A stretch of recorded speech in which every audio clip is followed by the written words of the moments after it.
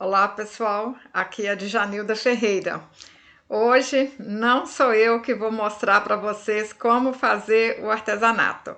É a Márcia Gouveia, ela é minha parceira, ela é uma artesã muito talentosa, mas não gosta de aparecer. Então de vez em quando vai ter vídeos dela por aqui, ensinando vocês a fazer artesanatos diferentes dos que eu estou acostumada a fazer. Eu espero que vocês gostem, curte, compartilhe esse vídeo, assim você está me ajudando e ajudando a Márcia também. Vamos fazer boniteza, vamos reciclar.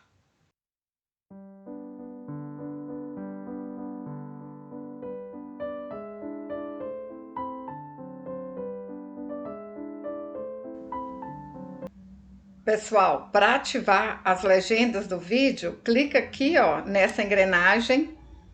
Aí vocês vão clicar aqui, olha, em legendas. Tá desativado aqui, né? Aí é só vocês clicarem na legenda que vocês quiserem. Olha só, vamos procurar aqui, ó. Se quiser em espanhol, vai clicar aqui em espanhol. Vai aparecer a legenda aí, ó, em espanhol. Vamos clicar aqui. Eu quero a legenda em português. Clica aqui em legendas. Vamos procurar o português. Tem muitos idiomas aqui para vocês procurarem, tá bom? Vão baixando. Ó. Olha que tanto de idioma, hein? Clica em português. Vai estar tudo legendado direitinho para vocês aí, ó. Quer o vídeo com legenda? É só clicar aqui, ó, na engrenagem.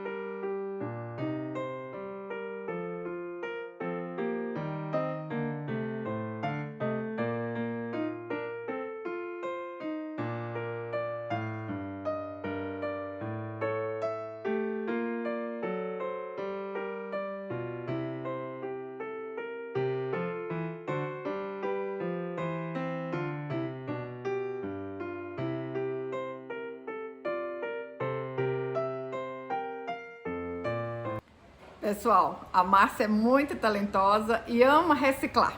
Fala aí para mim nos comentários o que vocês querem aprender sobre reciclagem. Quem sabe a Márcia grava e a gente posta aqui no canal. Eu espero que vocês tenham gostado do vídeo de hoje. E curte, comente, compartilhe, assim você está me ajudando o canal a crescer. Até o próximo vídeo. Saúde e paz.